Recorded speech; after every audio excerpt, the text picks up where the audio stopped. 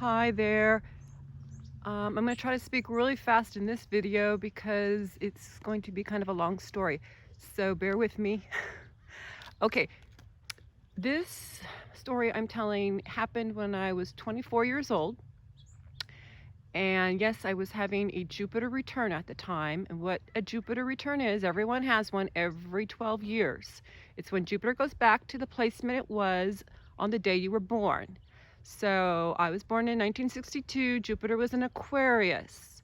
So all of you born in 62, maybe 61, a little bit, have that also. And 12 years before that, 12 years after that. But it doesn't matter what sign it's in. Every year is different. And when it returns to your sign, you got to take advantage of it because that energy doesn't last real long. It's maybe, I don't know, a 6-month time frame. And, like I said, it only happens every 12 years. So I had just found out about this magical energy when I was studying astrology in my youth, in my teens. And so I knew, okay, I'm having one coming up at age 24. So when I turned 24, I was going through college. I was living in Claremont, California at the time, and I was in school, like I said. I was also working in an art store called Aaron Brothers, if any of you remember that one. And I was dating a steady at the time that I met when I was 21, who actually is my husband now. We've known each other since we were 21. We've been married for 33 years now, got married at 26. So anyway, when I was about 24, we weren't engaged yet till we were 25. And, I'm busy working and going to school, and he was finishing up college. I think he was graduating that year, if I'm not mistaken. Or he might have graduated the year before and started working in LA as an engineer. He was electrical engineer. Anyway, he went to Cal Poly Pomona. I was going to Cal Poly Pomona and getting a Bachelor of Science in Home Economics, which sounds, corny, but it was a really wide range major for all kinds of things. You could do child care and development, you could do nutrition, you could do interior design, you could do fashion merchandising, which was my emphasis at the time. You had to take crazy classes like textile science and learn how to dissect fibers just under a microscope, which that didn't really interest me. I really should have gone to like a fashion school for 2 years and just drew pictures and stuff like that. That's what I really wanted to do, and be sort of a designer, because I've got a lot of Pisces energy. I'm very creative, and I really was into fashion at the time. So I had always worked in retail, in fashion, and I thought, okay, I don't really like retail, the hours and all that. I don't want to manage. I don't want to, maybe someday have a dress shop. My dream used to be to have a women's rental gown shop. This was way back in the 80s before anybody did it. And, men rent tuxedos for special occasions, weddings, parties. I thought, well, why can't women rent beautiful gowns? So, they started doing it, though, I think in the late 80s. I never got the chance to do it. But anyway, back to my story here, how I got on television for the first time and only time in my life at age 24 during my Jupiter return. So yeah, I was working at the art store and going to school, and my friends at the time, they were kind of doing their own thing, getting married and blah, blah, blah. I was, like I said, not engaged yet. So I thought, okay, when is this engagement going to take place? I've been dating him for 3 years. Is it going to happen? Whatever. I ended up just kind of thinking maybe I should, date other people. I never really did. But a friend of mine at the time, we used to go to dance clubs together a lot. Her name was Amy, gorgeous girl, Leo, and Leo rising with a Libra moon. She was gorgeous, just real tall, 5'10". Could have been a model. She always dressed really fashionable, cutting edge, trendy stuff. And she's tall, beautiful blonde hair, big saucer-sized green eyes, light green eyes, gorgeous smile, perfect teeth, cute little nose, always suntan, in California. You know, she's just cutest person. And we had a lot of fun going dancing and meeting guys and stuff like that in the 80s. Anyway, so one day she tells me, Terry, she's like, okay, you know, you're coming with me whenever Saturday night to where I work. She worked at a sports bar as a waitress. And it was called Sneakers in Upland, California. It was a real cool place where, you know, that's when MTV was first coming out in the 80s. And so they had all these TVs all over their sports bar, and people would go and, you know, have cocktails and whatever on the weekend. There was no dancing really there, maybe a little bit, but it was mostly just to hang out and drink and watch TV. So I went there one night because she said, oh yeah, you know, there's this film crew going to be there from the Love Connection television show. She goes, you should just come and see what happens. I'm like, oh, okay. I went, and I don't know, I don't really remember what happened there at her sports bar. I must have had a couple drinks or something, and was talking to the producers of the show, and they said, yeah, okay, we'll call you. And I didn't think they'd ever call me. And sure enough, like the next day or two, I get a call from them. You know, this was before cell phones. So I'm at home. I'm still living at home, going to school, and you know, get a phone call, and I'm like, what? The Love Connection? Oh yeah, sure. I'll come down to Hollywood and do a video for you. Blah blah blah. So I was like crazy excited. I tell everybody at my work, everybody's excited. I even tell my boyfriend at the time, who's now my husband, and he was like, oh, why do you want to do that? I'm like, well, you know, just for fun, just to be on TV. That was my goal, just to say I was on TV one time in my life. So anyway, what happened next was I finally go down there to Hollywood and do some kind of video for them. And I remember I was wearing some yellow dress.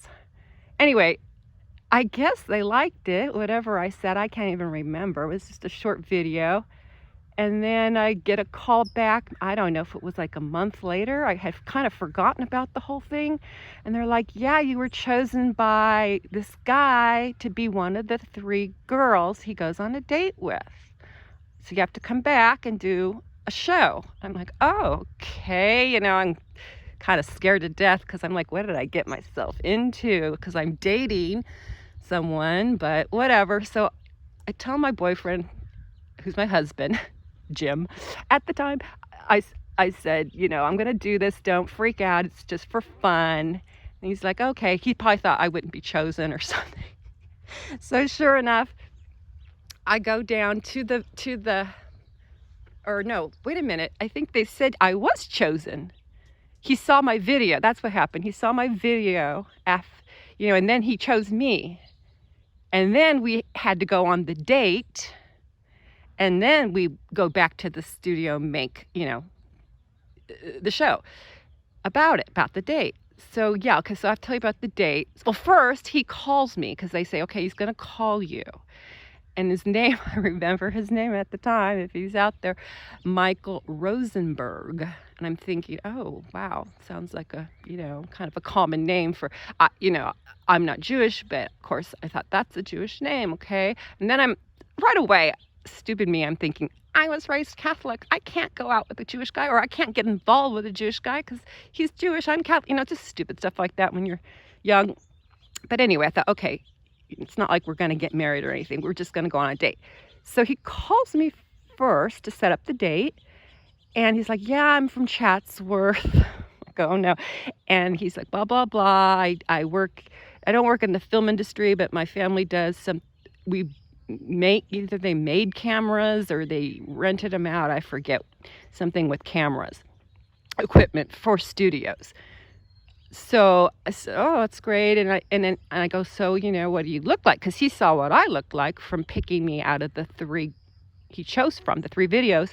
He said, yeah, I'm, you know, I think he said 5'10", 5'11", I'm not sure. He goes, yeah. He goes, people say I look like Tom Selleck. I've got a real thick brown mustache, brown hair, blue eyes. And so I'm thinking, oh my God, Tom Selleck? You know, I'm thinking, because, you know, this is on the phone, right? I'm like, I can't see him. It's like a blind date. And I've never been on a blind date in my life, and I've never been on one since. So I'm like, oh, I'm kind of getting interested. And I didn't tell my boyfriend what he looked like or anything. I just said, okay, I'm going on this date. And it was like, I don't know, a couple weeks later, oh, he asked where I wanted to go, because they give you, this was 86. And so the Love Connection show gives the bachelor or bachelorette, whatever, who picks out of the 3 videos money to take who they chose on the date. So I guess this was 1986, so it sounded like nothing, but then it was kind of a lot of money. It was $75 for the 2 of you, to go out to dinner or whatever you wanted to do. So he tells me this on the phone, and I'm thinking, okay, where could we go? And I made him come all the way out to where I live, and we went.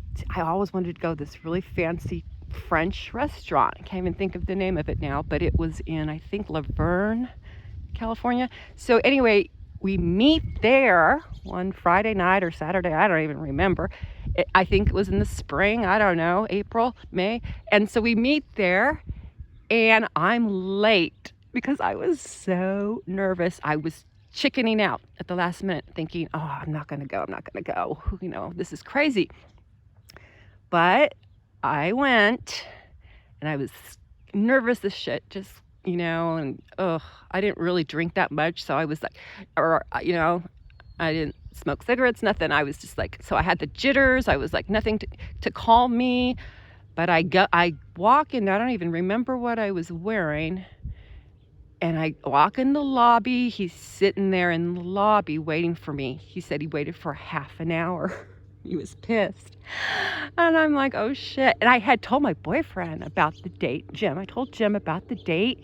And I said, Jim, can you be on hand in case this guy's crazy or something, and I have to escape or whatever. But I don't think Jim, he didn't come over. He didn't go to the restaurant. He didn't, wait in the parking lot or anything. He's like, oh, you're on your own. I think he was kind of mad that I was doing it. So I get there, and this guy, Michael, stands up. I didn't even know who I was looking for. So this guy stands up in the lobby as I walk in and holds out his hand. Hi, I'm Michael Rosenberg, whatever, and shakes my hand. I'm like, oh, hi. And I'm looking at him, and I'm thinking he's not 5'10 or 5'11. He looks more like 5'8. And I was 5'7.5 at the time, wearing heels. I was 5'9", so I'm like, oh, he's kind of short for me. And then he didn't seem like, he wasn't really, he wasn't heavy, but he was kind of stocky, on the stocky side or whatever. And he was kind of balding, and he was only 24, so he said. And I'm like, this guy is 24, but he's probably just prematurely losing his hair on top. So I'm like, oh, but he did have a big thick mustache. But other than that, he did not look like Tom Selleck. He was average looking, whatever. And turns out, I think he was a Pisces also, like myself. But he was talkative. He was very social, grew up in Chatsworth, in the movie area. I heard later that Chatsworth was where they did, maybe they still do, what do you call it? Porno movies. So God only knows, who this guy really is. I don't know. So I get to we're sitting down, looking at the menu there at the fancy, beautiful French restaurant that I had never stepped into before, and I was really excited to be there. So we're looking at the menu. It's, I'm reading all this French, and there's the English subtitles underneath. But I guess I didn't see them. I was so nervous or whatever. So I just kind of said, what is this? Blah, blah, blah, chateau, teaching, pollo, chateau. I don't know my French anymore. And he was like looking at me like, can't you read below? And I'm like, oh yeah, okay. So then I don't even know what we ordered, whatever. I don't know if we had some wine. I can't even remember.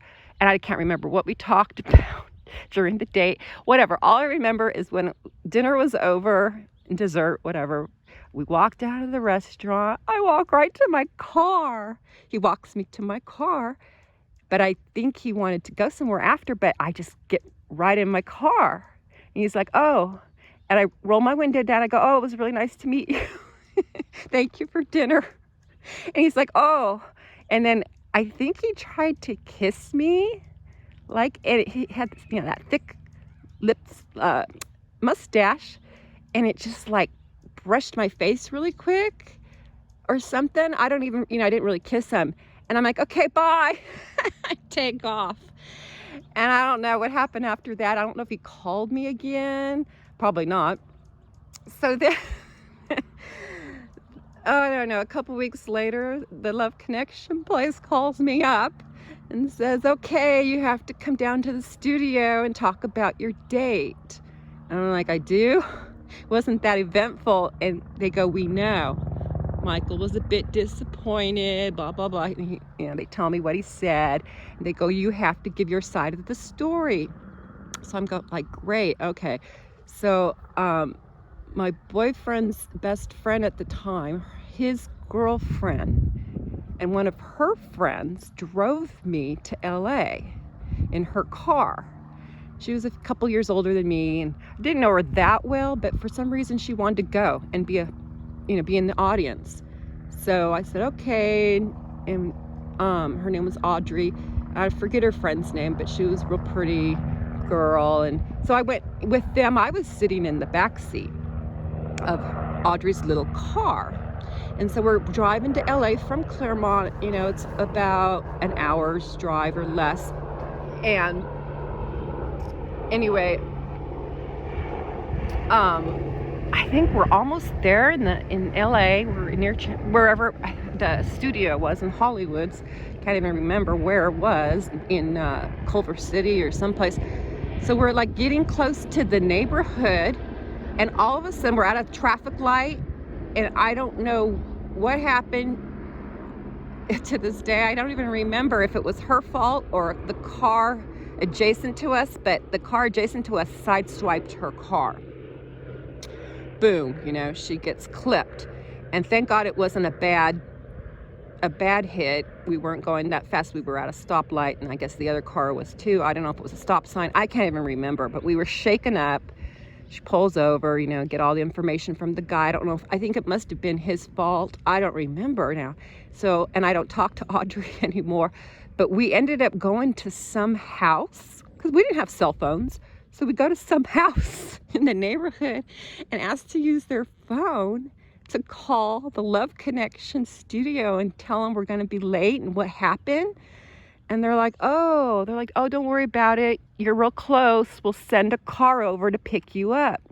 So we're thinking, oh, nice, because her car, I guess she couldn't drive it anymore. Maybe it did get, badly hit. And I don't know, maybe it was out of alignment. I don't know. None of us were hurt, but we did get like a little bit of a whiplash, a little bit. And I was in the back seat, and I think my knees hit the chair in front of me. And so I wasn't banged up or anything, but I was a little shaken. I was like traumatized. So then I'm thinking, how weird, I don't want to get into it, but trauma, okay? When you find out about trauma-based mind control, I found that out, 40 years later, or not 40 years later, maybe 20, 30 years later. I'm thinking, was this like a setup thing? But anyway, who knows? So, okay, we're waiting outside this house we made the phone call for this car to pick us up from the Love Connection studio. And I'm thinking, ooh, maybe it's going to be a limo or something. All of a sudden, this rickety old station wagon picks us up. I'm like, a station wagon? This is the 80s. What's going on here? Whatever, we get in. They drive us to the studio and get in, and they're in the audience. I'm in backstage somewhere. They're waiting for me. They put me in some little room and tell me, this is what Michael said, that the producers or two ladies are talking to me and showing me these cue cards. Like, he said this, he said this, he said this. Everything negative about our date because he was not happy with me. And so then I had to write down stuff. They wrote it for me to say. I'm like, okay, and I counteracted every negative thing he had with a positive. And then, they said, okay, so you keep your cue cards, and when we say, action, whatever, you can read them. I'm like, how am I going to read these cue cards anyway, I didn't read them at all. I just talked from the top of my head. I'm pretty good at improvising. So we're on stage, blah, blah, blah. He's being kind of a jerk, or he is being a jerk. And I didn't like him at all at that point, because the show tells you, if you have a lousy date, you have to make it really dramatically bad for the camera, for the show, for ratings, right? If you have a great date, you have to really pump it up and make it totally awesome. That's just how these shows work, I guess. So I'm not on stage. He's on stage. I'm still like in the back area, but they have a camera on me. So, they show him on stage with Chuck Woolery. And then when I have to talk, the camera shows me where I am backstage, and I answer. And everything I answered back, Chuck Woolery busted out with laughter. He loved it. And then this was all from the top of my head. I didn't use the cue cards that they told me to. I kind of said my own stuff. Like, for instance, when Michael said, she was a half an hour late, blah, blah, blah. I said something like, in this really scared, high-pitched voice, I said, well, I thought that you would have been really happy to see me and you wouldn't have mind waiting so long, or something like that. Then when he said, the next thing he said was, yeah, and she looked at the menu, she couldn't read it, she was reading the French, like implying I was really stupid because I didn't see the English subtitles. And I said, so I had to come back, which was kind of a fib. I said, oh, I really love to read French. I think the French is really romantic. I'm sorry that you didn't feel the same way. And then Chuck laughs about that. And then I think the kicker was, he said, yeah, when the meal was over, we left the restaurant, she got right into her car and couldn't wait to leave. And I gave her a kiss, and she didn't really respond. And I go, so my comeback was, let's see, I said, yeah, your kiss, your mustache, it felt like a wet toothbrush brushing against my lip. And Chuck Woolery just busted out laughing, and that was it. And then they're like, okay, come on out. Well, no, Chuck Woolery, this made me feel really good. He goes to Michael, he goes, oh, I think Terry's really attractive. And then Michael's just sitting there going, whatever, nodding his head. And he goes, come on out, Terry. And I come on out, and the audience sees me. The audience was just cheering for me so much. They liked me. They really liked me. And at that moment, I go, this is what it feels like for actors. Now I know. It's just the praise and that people like you. That's why they do it. That's why people go on stage. That's why they want to hear applause. And and I'm thinking, okay, I get it now. I'm glad I had this experience. And then after it was all said and done, I thought, yeah, God, it'd be great to be an actor, but it really wasn't in my blood. I did take acting in high school, and I did take it in junior college. There's a crazy story behind that. I was cast as a lead in a play in junior college, but that kind of ended up weird, so I'll have to tell that one another time. But so to end this, the funny thing was, oh God, now I lost my train of thought. When it was all over, it aired on TV, I don't know, a month later or something like that. And, we had VCRs just coming out at that time, but my family didn't have one. So luckily a girl I worked with had one. She goes, oh, I'll tape it for you. And I totally forgot when it was going to be on. She taped it, thank God. And I still have that VHS. I can't watch it because we don't have any more VHS machines. I have to change it to digital, and then someday I can see it on a CD or whatever. So, and then somebody told me they did a rerun of it, and it's so funny that people actually saw it that knew me. Oh, they meant when they show your name. Well, my name, they did put Terry, right? T-E-R-I, but my last name, they left the last letter off of it, and I didn't tell them to do that. So, but maybe it was a good idea because then people couldn't look me up. So, and instead of, I had told them I was taking consumer science in college, which is another name for home economics. They put political science. So I thought, oh, okay, I'll go with that. Anyway, it was quite an experience, and all this is to say that it probably wouldn't have happened had I not had my Jupiter return. And guess what, peeps? I'm having another Jupiter return this year. I've actually already started I think last January, and it's going to end soon, I think in January or February. So I've already had a Jupiter return. I didn't have any great luck. I forgot all about this Jupiter return. You should never forget about your Jupiter returns. I should have bought lottery tickets. I should have gambled. But I did have, let's see, I'm trying to think. I did have some luck. It wasn't, nothing that I can really boast about. But anyway, I'll have it one more time, I think before January, before it goes into Pisces. So, and Rose Gold, if you're out there listening, you've had a Jupiter return this year too. You might be having it right now. I'm not sure. You have to go by the exact degree. So anyway, which I know how to do, by the way. If anybody's interested in that, I can help them. So I'll cut this off right now because this is kind of getting long. And, look up your Jupiter, guys. There's a way to find it online. Just type in, search for Jupiter transits, and then go back to the year you were born, and it'll tell you where it was. And then, clock up every 12 years from that, and you'll know when you're having your next Jupiter return. Okay?